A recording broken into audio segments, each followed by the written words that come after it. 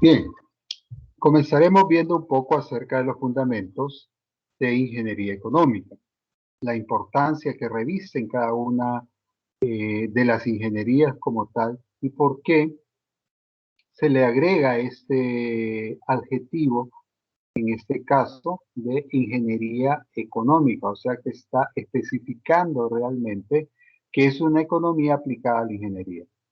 Fundamentalmente se refiere a una ingeniería en la cual vamos a tomar decisiones, una ingeniería en la cual va a estar orientada a proyectos, una ingeniería que nos va a permitir que a pesar de los cambios y transformaciones que tiene el dinero a lo largo del tiempo, podamos tomar decisiones que sean aproximadas o lo más acertada posible, de tal manera que la incertidumbre disminuya y que las decisiones nos permitan generar beneficios a los proyectos en los cuales nosotros nos encontramos trabajando o analizando.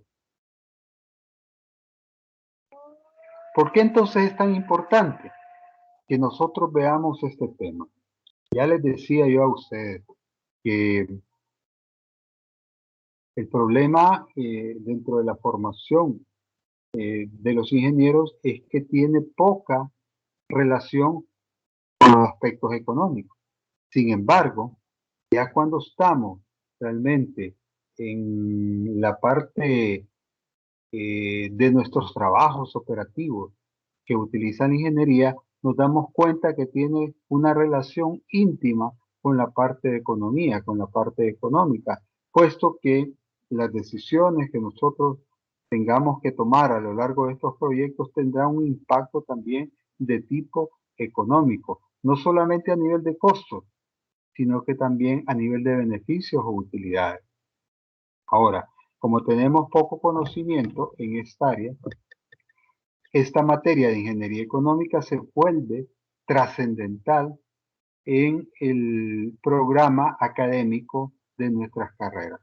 Y en este sentido, es importante que podamos ponerle la seriedad que el caso amerita, de tal manera que se entiende que ustedes tienen clases complicadas y que ya de por sí, por su nivel de dificultad, le toman a cada uno de ustedes una buena cantidad de tiempo en estudio, en asignación de tareas y posteriormente en la evaluación de las mismas o en proyectos que tienen que hacer. Sin embargo, yo les puedo garantizar a ustedes que esta clase tiene igual o mayor dificultad que las clases complicadas que ustedes ya llevan dentro de su programa académico. ¿Y por qué les digo eso? Les digo esto porque si ustedes no prestan la adecuada atención a la clase, si ustedes no estudian con suficiente tiempo esta clase, entonces no pueden esperar que vaya bien, porque es una clase ya de por sí complicada que de alguna manera pues le genera una complicación mayor a cada uno de ustedes porque muchos de ustedes jamás realmente han tenido que ver con estos términos de tipo económico. Entonces entender la realidad económica y plasmarla en modelos matemáticos y entender qué es lo que se está haciendo, muchas veces es complejo para aquel que no ha tenido una interacción directa con este tipo de temas. Por eso sabemos que a lo largo de nuestra carrera nosotros vamos a desempeñar un papel esencial en la toma de decisiones. Y esto tiene un impacto en las inversiones que se tienen que hacer para esos proyectos. Y por lo tanto, como es una cuestión de dinero y como a la hora de la hora, uno de los aspectos que más importan en los proyectos, que son más trascendentes en los proyectos, que definen si se va a hacer o no se va a hacer un proyecto, es el capital y no la parte técnica, fíjense bien, ya, a menos que sean proyectos de uso colectivo, de uso público, proyectos de gobierno, donde de repente es más importante la satisfacción de esa necesidad pública, como por ejemplo un proyecto de energía rural, donde lo que importa es llevar la energía a determinada población rural, aunque el beneficio, el costo, el beneficio no sea lo mejor posible. Pero en la mayor parte de los otros proyectos, lo que va a definir si se hacen o no se hacen es la parte económica. Así es que fundamentalmente la ingeniería económica va a implicar formular, estimar y evaluar los resultados económicos de ese proyecto cuando existen, obviamente, diferentes alternativas disponibles para llevar a cabo tal propósito. Obviamente que si estamos hablando de una toma de decisiones, no podemos hablar de una toma de decisiones cuando solamente hay una alternativa. La toma de decisiones se da cuando tenemos entonces más de una alternativa sobre la cual nosotros, en función, con fundamento a un modelo económico, matemático, podamos definir realmente cuál es la solución que más conviene.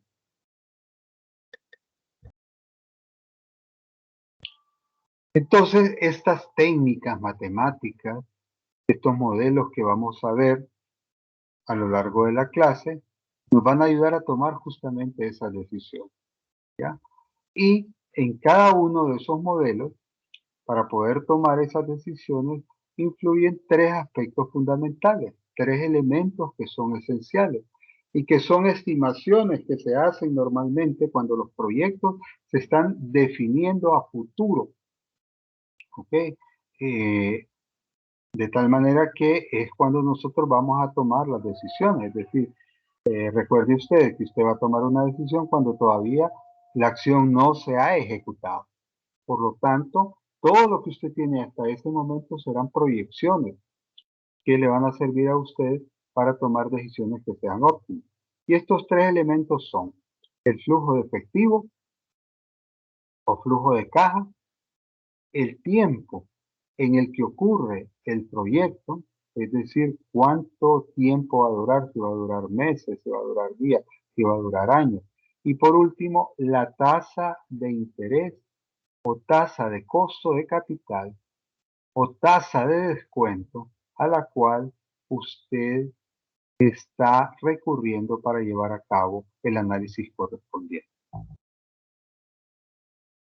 También una parte adicional que se estila realizar para minimizar los riesgos es el establecimiento de diferentes tipos de escenarios a futuro.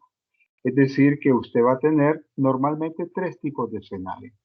Y esos tipos de escenarios van a variar en función de variables que usted tiene anteriormente, es decir, variables independientes que en el momento en que esas variables varían, como su nombre lo indica, o como su definición o concepto lo indican, generan resultados diferentes o escenarios diferentes en el futuro. Entonces quiere decir que existe normalmente, o se define normalmente, un escenario eh, que es el escenario promedio, el escenario normal, el escenario que nosotros creemos que es el más probable que resulte, pero también puede resultar un escenario pesimista que esté bajo de de la óptica de lo que nosotros pensamos que va a suceder, que es desfavorable completamente al proyecto, o un escenario que va a estar por encima de esas expectativas, al cual le llamamos un escenario optimista. Entonces, dentro de este rango de escenarios, nosotros llevamos a cabo lo que conocemos como análisis de sensibilidad, ¿ok? Donde a partir del cambio de esas variables independientes que les mencionaba anteriormente, como por ejemplo la tasa de interés, que es una de esas variables, si la tasa baja, ¿qué sucede? Si la tasa sube por encima de lo que nosotros tenemos planificado, ¿qué pasa? Entonces se van a generar diferentes escenarios que podrían cambiar las decisiones que usted ha tomado. Entonces, la ingeniería económica se aplica para analizar los resultados también del pasado y determinar si los resultados fueron satisfactorios de acuerdo a los criterios que se especificaron. Por ejemplo, si usted en un proyecto específico, supóngase que pone un supermercado ahí en su colonia, ¿ya? Y usted definió cuánto era la tasa que usted quería ganar, o lo que se conoce como la tasa interna de retorno, cuál era el retorno esperado, y luego, después de un determinado tiempo, usted evalúa ese retorno real y lo compara contra ese retorno esperado. Y ahí usted define qué tan bien o tan mal le ha ido en función de eso. O sea que también, no solamente en proyecciones a futuro, que es donde más realmente se lleva a cabo, pero sí para análisis también de lo que hemos venido haciendo, de la manera como ha venido operando un proyecto, también nos ha de servir. Entonces, nosotros siempre buscamos tener un orden para poder hacer las cosas. O sea, sabemos muy bien que es una filosofía que nos han implementado, con la cual hemos sido educados desde pequeños, que todo lleva un orden, absolutamente todo. Y ese orden también se da aquí a nivel de un proceso específico de pasos para poder llevar a cabo un estudio de ingeniería económica. Entonces es importante al inicio, por ejemplo, que usted entienda cuál es el problema que va a resolver. Si usted no tiene claro realmente cuál es el problema, o si usted confunde el problema con las causas del problema, usted va a terminar resolviendo posiblemente alguna causa, ¿ok? Pero no va a resolver el problema. ¿Por qué? Porque como resolvió solamente una y hay más, entonces esas causas adicionales que generan este problema van a seguir incidiendo sobre el problema. Y al final, pues usted se va a dar cuenta que no lo ha resuelto. Por lo tanto, es importante clarificar al inicio de todo cuál es el problema para que usted pueda identificar los objetivos que le permitan resolver ese problema. Tener una comprensión por qué se da ese problema, bajo qué circunstancias se genera ese problema, qué efectos tiene ese problema. Así, por ejemplo, una persona que esté en el área de calidad y que de repente empieza a ver que en su producción hay un incremento de los productos que son defectuosos, es decir, de productos que están saliendo que tienen más de algún defecto que no califica para ser vendido para el cliente. Entonces, él mira que esta situación es una situación anómala, ¿no? Pero ¿cuál es realmente el problema en sí? Y ya, eso de repente, el que pueda identificar que hay productos defectuosos, pues es una de las aristas posiblemente de este problema. Pero él tiene que ver para poder identificar el total de causas que están generando la situación en particular. Porque el problema, al fin y al cabo, lo que puede ser un incremento de costos dentro de la empresa que baja los rendimientos, las utilidades, los beneficios que tiene la organización. Entonces, una segunda etapa en esto es recopilar la información que es relevante. O sea, sola la información que es relevante es la que usted va a buscar, porque a lo mejor pierde información buscando algunos datos que no son importantes y que le consumirán recursos y que al final no le sirven para poder tomar esa decisión. Usted tiene entonces que clarificar, hacer una lista de qué información es la que tiene que recopilar y empezar ese proceso de recolección de la información relevante. Y luego, pues, definir cuáles pueden ser las posibles alternativas de solución. Y a partir de esas alternativas de solución, pues, realizar las estimaciones que usted considere que son realistas.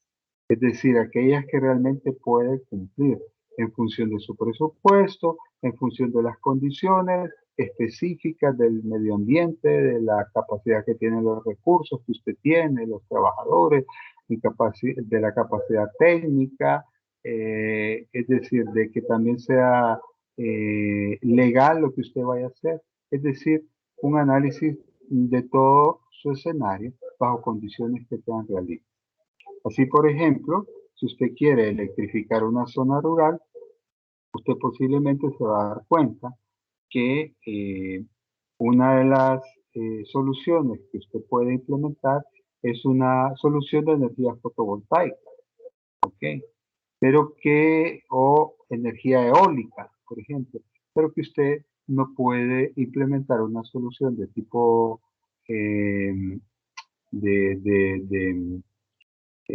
una solución de tipo hidráulica, hídrica, ¿ok? Como lo es el cajón, porque de repente no hay suficientes caídas de agua que le permitan a usted tener la fuerza general para mover una turbina y a lo mejor para mover esa turbina tiene que implementar otro tipo de soluciones, como unir riachuelos, como encauzar el agua, como poner bombas de presión y que eso resulta demasiado costoso y usted está fuera de sus expectativas. Entonces, en ese caso, sus alternativas serían la fotovoltaica o sería la eólica. En otros casos, si usted, por ejemplo, tuviera su habitación, su casa, su zona rural, cerca, por ejemplo, de un volcán como en El Salvador, entonces a lo mejor usted podría utilizar la energía térmica del volcán para poder tener una fuente más económica. Y al final eso es lo que se busca. ¿Cuál de las soluciones es la más económica? Un tercer paso, entonces, es definir justamente esta solución. Y luego tenemos que, como un cuarto paso, identificar una serie de criterios que le ayuden a tomar las decisiones. Y estos criterios van a ser aportados por la clase de Ingeniería Económica, que le va a enseñar a usted a analizar mediante métodos específicos cuáles son las soluciones más económicas para ser implementadas. Luego pasamos entonces al paso número 5, en el cual usted evalúa cada una de las alternativas aplicando estos modelos de análisis para que su evaluación sea una evaluación científica. Una vez que usted tiene evaluado, generó resultados a través de ese análisis, entonces llega el momento de elegir cuál es la mejor alternativa. Y desde el punto de vista económico, la mejor alternativa siempre va a ser la alternativa más económica de todas las que usted encuentre. Ya, eso es desde el punto de vista económico. Pero recuerde que usted también tiene un papel técnico dentro de este proceso. Y entonces usted analiza la alternativa más económica versus la alternativa que tenga mayores características técnicas y que cumpla a cabalidad con lo que usted espera para solucionar el problema. Así que una vez que ha tomado esa elección que confronta la parte económica con la parte técnica, usted tiene que implementar la solución. Entonces ahí ya será un proceso de implementación de esa solución y posteriormente una parte de control, es decir, de vigilar los resultados a futuro. ¿Para qué? Para ver si esos resultados que se están generando una vez que se implementó la solución están conforme a lo que usted planificó dentro de los escenarios que definió al principio. Esta variación del dinero en el tiempo es uno de los aspectos fundamentales que usted tiene que tener en cuenta al momento de la toma de decisiones. Porque si un proyecto le dura, por ejemplo, varios años en implementarse, usted se va a dar cuenta que el dinero, a través de todo ese tiempo, va adquiriendo diferente valor monetario.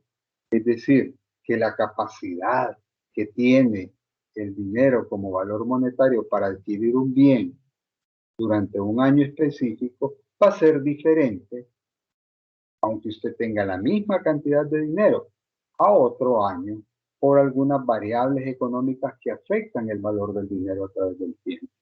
Y este es el problema más grande que tenemos desde el punto de vista económico para poder tomar decisiones. Porque cuando nosotros tomamos decisiones sin contar que el dinero va a cambiar su poder adquisitivo a lo largo del tiempo, a lo largo de los años, muy probablemente nuestras decisiones no sean acertadas por justamente esa volatilidad que tiene el dinero, por esa variación del dinero a través del tiempo. Así que usted, de aquí a 3 años, había presupuestado $200,000 para una solución y cuando llegue a esos 3 años se dan cuenta que son $250,000. ¿Y de dónde entonces saca si usted no fue previsor de que el dinero iba a variar a través del tiempo? Y entonces interviene la ingeniería económica para ayudar a minimizar el riesgo de este cambio que tiene el dinero a través del tiempo. ¿Ok? Y aquí a su derecha tiene un ejemplo de lo que es un proceso de toma de decisiones. Como podemos ver, el problema ha sido identificado. Se han identificado dos alternativas, que son las dos columnas de procesos que están a ambos lados. Una alternativa que se ha identificado es la compra de equipo nuevo y una segunda alternativa es el mejoramiento del equipo antiguo. Entonces ahí tenemos dos alternativas de solución.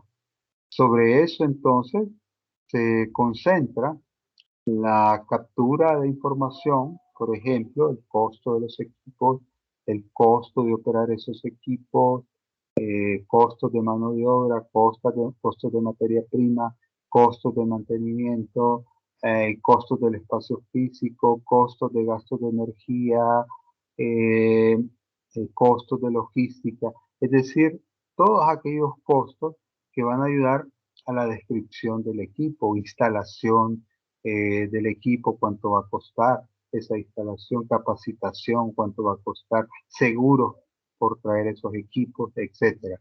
Pero del otro lado, entonces, también usted tiene que ver cuánto cuesta realmente reparar el equipo viejo, que es la otra solución, o antiguo, cuánto es la capacidad que ese nuevo o que ese reformado equipo le va a generar, le va a trabajar adecuadamente o no. Usted sabe, por ejemplo, que un carro, una vez que el motor se le vence, le puede hacer un overhaul. Sin embargo, a pesar de que usted le hace un overhaul a ese equipo, de repente no tiene las mismas capacidades, el mismo funcionamiento, porque está trabajando equipo nuevo con equipo viejo, ¿ya? Y entonces eso deteriora de alguna manera el proceso de funcionamiento del equipo. Entonces usted concilia toda esa información, la busca. Con eso entonces usted va a generar desde el punto de vista económico flujos de efectivo. Y los flujos de efectivo es el manejo de ingresos, el manejo de costos y el manejo de beneficios. ¿Ok? Eso lo va a hacer a lo largo de un periodo de tiempo que puede estar definido ya sea por la vida útil que tiene el equipo, ya sea por el financiamiento o el tiempo de financiamiento bajo el cual usted adquirió el equipo, o ya sea porque usted tiene un horizonte de planificación. Es decir, que usted necesita ver resultados a tantos años. Y a esos años entonces es que conforma su estudio. Pues durante todo ese periodo de tiempo, usted va a hacer un flujo de efectivo para hacer posteriormente un análisis en el cual se van a implementar los modelos de ingeniería económica en ambas soluciones. Noten que en la parte de esos análisis se habla del valor del dinero en el tiempo, que era lo que les mencionaba yo anteriormente. Es decir, que los modelos que usted aplique, y así será, estarán contemplando el valor del dinero en el tiempo para que sus decisiones sean acertadas. También, pues, estarán contemplando las tasas de interés, que es su costo de capital, y también cuál es la medida de valorización de esas alternativas que usted está sugiriendo. Y entonces, una vez que compara ustedes estas dos alternativas, ¿ok? calcula el valor que genera cada una de esas alternativas para su empresa. Y aquí es donde hablamos nosotros que si estamos hablando de estudios de costos propiamente dicho, vamos a elegir el menor costo, ¿ok? Si estamos hablando de ingresos, vamos a elegir el mayor ingreso. Entonces, ¿cuál es la medida de valor? En función de eso, entonces elegimos la alternativa que tiene mayor peso. Por ejemplo, el menor costo tiene mayor peso sobre el mayor costo. El mayor beneficio, en cambio, tiene mayor peso sobre el menor beneficio. Pero obviamente el beneficio en sí tiene mayor peso sobre el costo. Entonces, en función de eso, usted viene y elige cuál es la alternativa que más le conviene y pasa posteriormente a la implementación. Ese es el proceso que nosotros tenemos que seguir en un estudio de ingeniería económica. Y aquí tenemos una descripción de todo lo que les he dicho anteriormente. Por ejemplo, habla de la descripción de las alternativas. El resultado del paso 1 del proceso de toma de decisiones consiste en un entendimiento básico de lo que requiere el problema para darle solución. Al principio llegan a presentarse diversas alternativas, pero solo unas cuantas serán viables y evaluadas realmente. Luego, la conformación del flujo de efectivo, que son las entradas o los ingresos que conocemos, las salidas o los costos, estimaciones de dinero que reciben el nombre de flujos de efectivo. Y dichas estimaciones se realizan para cada una de las alternativas. Luego el análisis mediante los modelos de ingeniería económica, donde los cálculos que consideran el valor del dinero en el tiempo se realizan sobre los flujos de efectivo anteriores de cada una de las alternativas para poder obtener la medida de valor. Recuerden que la medida de valor es menor costo, mayor ingreso, o que los que los ingresos privan sobre los costos. Y luego la elección. Se comparan los valores de medida y se elige una alternativa. Este es el resultado de los análisis de ingeniería económica. Cuando existen diversas formas de conseguir un objetivo establecido, se elegirá la alternativa con el costo global menor o la utilidad neta global mayor, que es lo que les acabo de apuntar. Ahora, también hemos hablado acerca de las tasas de interés y lo que es la tasa de rendimiento. Vamos a ver un poco esto de la tasa de interés.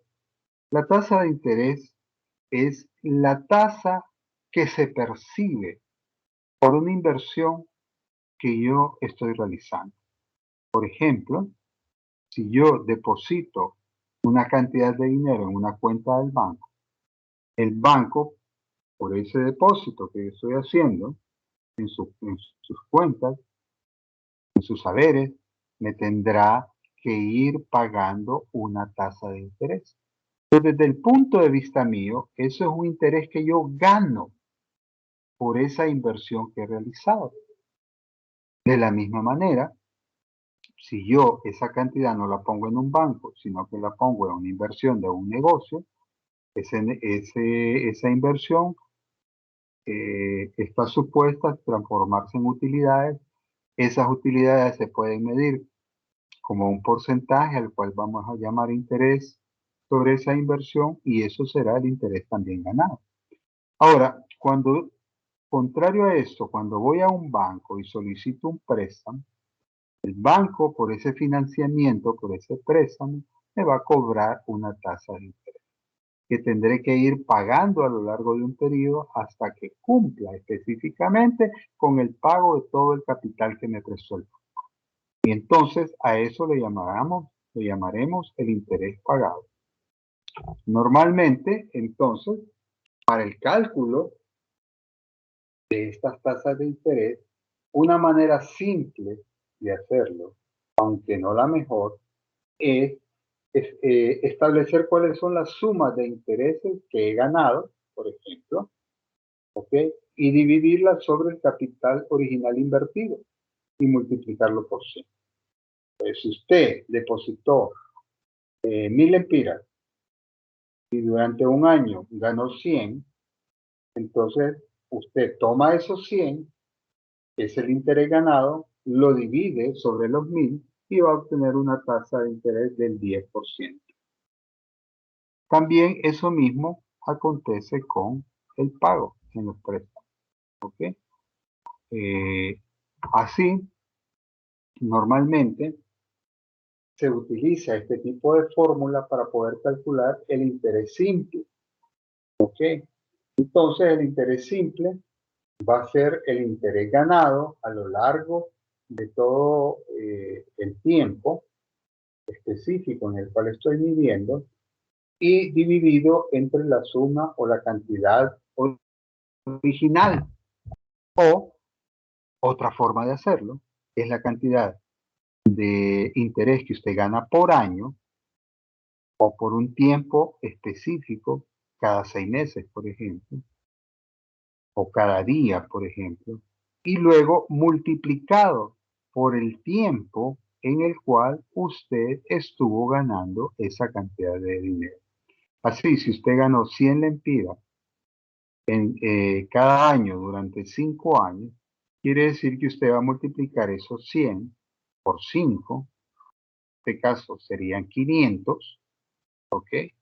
En 5 años, y esos 500 los va a dividir entre 1000, que fue el depósito que usted hizo inicialmente, y se va a dar cuenta que en 5 años usted ganó el 50% del capital invertido. O sea, su interés fue del 50%. Así definimos el interés de una cantidad nominal que pasa a ser una tasa de interés que es más fácil de analizar e interpretar. Ahora, ¿qué cosas afectan el valor del dinero en el tiempo? Hemos venido platicando entonces que a lo largo del tiempo el dinero se ve afectado por una serie de variables económicas que hacen que se desprecie el dinero a través del tiempo. O sea, un ejemplo clásico que yo siempre pongo en mis clases, un estudiante que quiere ir a comprar un equipo de sonido y va con 2000 lempiras a comprar ese equipo de sonido y va a una tienda X que lo vende, ¿no? Y cuando llega a la tienda X, entonces el equipo de sonido cuesta 2300 lempiras. Y como él solo ahorró o solo tiene 2000, entonces sabe que no lo puede comprar, se regresa y dice, bueno, voy a ahorrar estos 300 lempiras que me hacen falta para regresar y comprar. Y entonces, mes a mes, él eh, va ahorrando 100 lempiras y cuando pasan 3 meses de aquel tiempo, él ya tiene sus 2300 lempiras, regresa nuevamente para querer comprar su equipo de sonido, ¿ok? Y se da cuenta que cuesta 2320. Entonces ahora no tiene el dinero, sino que todavía le faltan 20. ¿Por qué ocurrió esto? Porque el dinero a lo largo de todo ese tiempo que pasó, aunque solo fueran 3 meses, se fue depreciando poco a poco. ¿Ya? ¿Y cuáles son las causas de esa depreciación del dinero? Pues vemos aquí que nos dice que la tasa de rendimiento posibilita que el inversionista compre más de lo que hubiera podido comprar antes de invertir. Es decir, que si nosotros hubiésemos puesto esos 2000 lempiras a trabajar, si hubiéramos puesto a un negocio de venta de tortillas, a lo mejor ese negocio me hubiera dado en 3 meses 4000 lempiras. Y con esos 4000 no solamente hubiera podido haber comprado el equipo de sonido, sino que me hubiera quedado una utilidad. Entonces hay una tasa de rendimiento cuando nosotros arriesgamos el dinero. Y esa tasa de rendimiento, si no nos va mal, posiblemente va a ser que nosotros tengamos una cantidad mayor de dinero que lo invertimos. Ahora, la inflación significa que el costo y la ganancia estimada de un flujo de efectivo aumentan con el tiempo. Es decir, que existe una, una variable que se llama inflación y que se mide esta inflación a través de la depreciación que tiene el dinero a través del tiempo. Normalmente quien estima esa inflación a nivel oficial dentro de un país es el Banco Central, en este caso el Banco Central de Honduras. Entonces, ¿qué es lo que hacen ellos? Ellos pasan comparando los precios de la canasta básica, donde están los frijoles, el arroz, las tortillas, productos, el maíz, productos de tipo básico, ¿ok? Y comparan, recopilan información, cuánto valían en enero, digamos, por decir una cuestión, y después cuánto valen en junio. Y ese cambio en el valor, ellos lo pasan a una tasa, a un porcentaje. ¿Cuánto se incrementó? ¿Qué porcentaje se incrementó? Y a eso es a lo que se llama inflación. Pues esa inflación significa que el costo, ¿ok? Y la ganancia estimada de un flujo de efectivo aumentan con el tiempo. Es decir, ¿por qué va a aumentar el costo?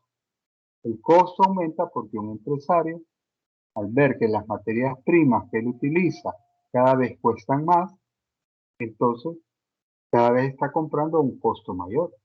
¿Ya? Entonces quiere decir que sus costos de materia prima se van incrementando.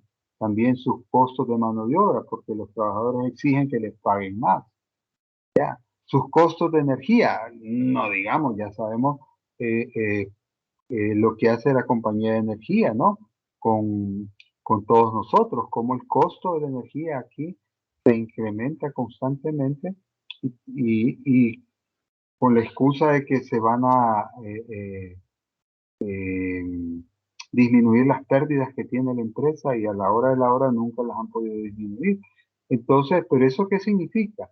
Significa que mis costos para poder producir se van a incrementar. Entonces, como yo veo que mis costos se incrementan, yo subo mis ingresos también. Y entonces quiere decir que eso genera una mayor ganancia. Pero ¿hasta qué punto? Ahí es donde está realmente el talón de Aquiles. Porque va a llegar un momento, posiblemente, en que el comprador no va a estar dispuesto a comprar al precio de incremento que yo le estoy poniendo en mis productos. Entonces, esta inflación, el impacto que tiene esta inflación, este desajuste que tiene el dinero a través del tiempo, o esta pérdida del valor que tiene el dinero a través del tiempo, impacta en la reducción del poder de compra. Porque usted se da cuenta que cada vez que va a comprar, por ejemplo, la canasta básica para alimentar a su familia o para sus gastos personales, cada vez usted tiene, con lo que gana, una reducción en su poder de compra. Entonces, si usted gana, por ejemplo, unos 10.000 lempiras y no le compensan a través de la inflación con un aumento, con un incremento de salario, mientras usted gane 10.000 lempiras, cada vez esos 10.000 lempiras le va a venir rindiendo menos. ¿Ya? Y si usted va a una peluquería y le cobran 60 lempiras por cortarle el pelo, posiblemente el siguiente mes le cobren 70 y se vaya incrementando ese corte de cabello que usted se va haciendo mes a mes. Y como mes a mes usted está recibiendo el mismo salario, eso va a hacer que usted cada vez tenga una reducción en su poder de compra. También, obviamente, esa inflación va a generar que los indicadores que toma el Banco Central sobre el IPC, que es el índice de precios al consumidor, que es el mismo lenguaje técnico que la inflación, cada vez sea mayor. También que el costo de equipo y mantenimiento se incremente. Porque obviamente, bueno, si el impacto genera un incremento en los costos, cada vez que yo vaya a querer comprar un equipo, ese equipo va a costar más, como el ejemplo del equipo de sonido. Imagínese que usted va a comprar, por ejemplo, qué sé yo, una retroexcavadora o va a comprar una planta de energía. Entonces, cada vez que va pasando el tiempo, esa planta de energía va costando cada vez más. ¿Por qué? Porque se va devaluando la moneda, que es otro aspecto fundamental que impacta también en la inflación. Es decir, cuando dependemos mucho de la compra de equipos y materiales que vienen del exterior, y que consecuentemente los tenemos que comprar con monedas extranjeras y no con nuestra propia moneda. Entonces nuestro dinero cada vez va valiendo menos y como vale menos, entonces a través de ese dinero vamos adquiriendo una menor cantidad de moneda extranjera y consecuentemente se van incrementando los costos de esos equipos que estamos trayendo de afuera. Y ese incremento al final quien lo paga es el que los tiene que comprar. Luego tenemos también que impacta en el incremento en el costo de los profesionales, los sueldos y salarios contratados, los que están por hora, los que están con un salario permanente, porque como tiene una reducción en su poder de compra, entonces empiezan negociaciones para ajustar estos salarios. Al ajustar esos salarios, entonces el obrero gana más, por ejemplo, ¿ok? Al ganar más, quiere decir que incrementa los costos de producción. Al incrementar los costos de producción, se incrementa el costo de los productos. Entonces al final todo el mundo termina en lo mismo, ¿no? Y ya, porque se vuelve a incrementar al final el costo de los productos que reduce el poder de compra. Eso se llama una espiral inflacionaria. Es decir, en la medida en que aumentamos los costos de producción, aumentan los costos de los productos y se reduce nuevamente nuestro poder adquisitivo con el salario que ganamos. Y también provoca una reducción en los retornos de utilidades o retornos de la inversión real, tanto de los ahorros que nosotros tenemos como en las inversiones que hacen las corporaciones. Porque, por ejemplo, usted depositó esos 1000 lempiras que les mencionaba al inicio, que le están pagando un interés del 10%, es decir, que todos los años le dan 100, pero esos 100, en la medida que va pasando el tiempo, valen menos. Reducen su poder de compra por el efecto que tiene la inflación sobre ese dinero. Y entonces surge un concepto dentro de ingeniería económica que se conoce como el concepto de equivalencia. Y el concepto de equivalencia es hacer equivalentes dos cantidades de dinero que están en diferentes tiempos. Así, yo puedo hacer equivalente a una cantidad que esté en el tiempo cero con una cantidad que va a estar 3 años después. Y para poder hacer equivalente estas dos cantidades, lo que hago es que utilizo una tasa de interés que cubra esa tasa de interés, el desfase por la inflación, el desfase por todos los costos financieros que pueda tener, y que lo voy aplicando, fíjense bien, al capital invertido y voy acumulando o capitalizando ese interés, de tal manera que el capital invertido más el interés se me vuelve un nuevo capital y sobre ese nuevo capital aplico la tasa de interés y así voy consecutivamente como una bola de nieve.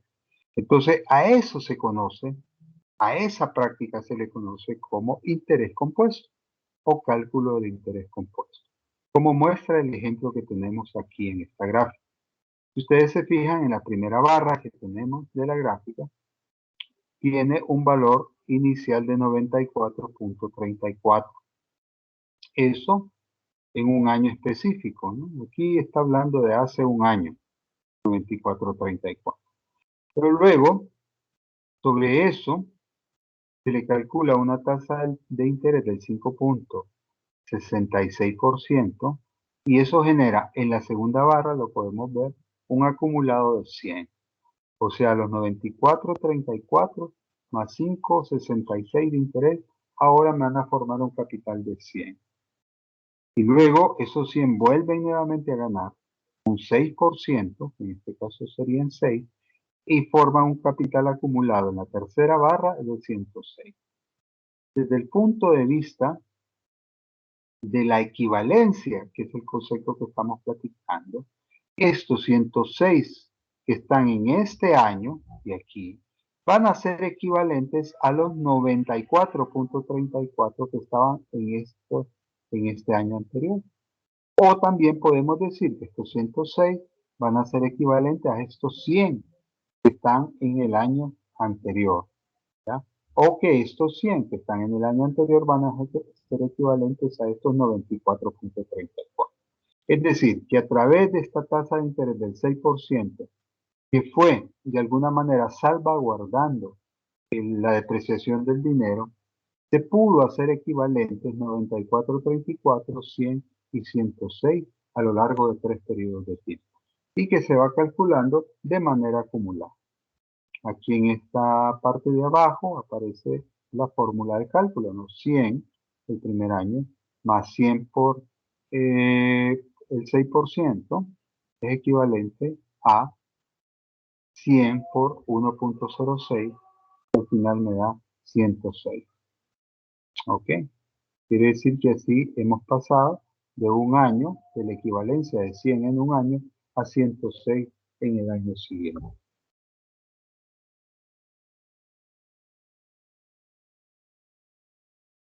Aquí tenemos entonces el ejemplo donde dice que si un amigo nos ofreciera un regalo con un valor de 100 el día de hoy, en este momento, o uno de 106 un año después, no habría diferencia entre una oferta y otra, porque ambas cantidades son equivalentes. En cualquier caso, tendríamos 106 después de un año. Es decir, si nos diera los 100 ahorita y le aplicáramos el 6%, tendríamos los 106 que él esperaba darnos dentro del siguiente año. ¿Ok? Esto ya se los he ido definiendo hablando de lo que es el interés simple, el interés compuesto. Recordemos que el interés simple es el mismo interés a lo largo de todos los años, no tiene ese efecto de bola de nieve que les mencionaba. En cambio, el interés compuesto sí, se va acumulando el interés más el principal o más el capital y sobre eso nuevo se va calculando el nuevo interés. De tal manera que podemos llegar a algunos conceptos finales y fundamentales. En primer lugar, cuando nosotros tenemos una cantidad en el año cero, a esa cantidad le vamos a denominar valor presente. Es decir, aquella cantidad que esté en el tiempo presente se va a llamar valor presente. Y una cantidad que está posterior a ese tiempo le vamos a llamar valor futuro. Creo que eso está bastante claro. Pero luego, a partir de esas dos cantidades de dinero que hemos visto, podemos formar otras. Un ejemplo de esto es cuando tenemos varias cantidades que se repiten a lo largo de un periodo de tiempo.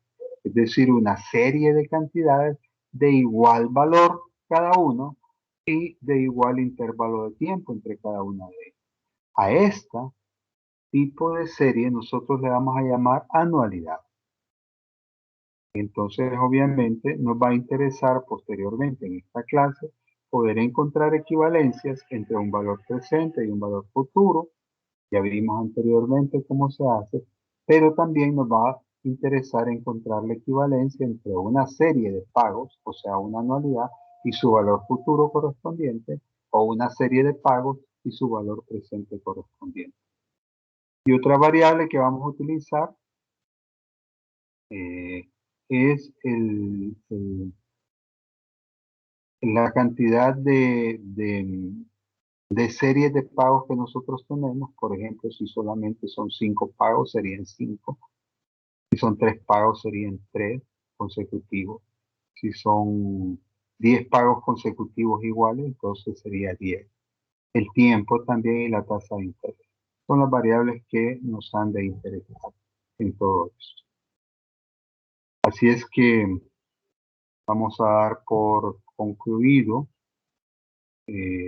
nuestro tema del día de hoy, esperando pues que haya sido de mucho provecho y utilidad para todos ustedes.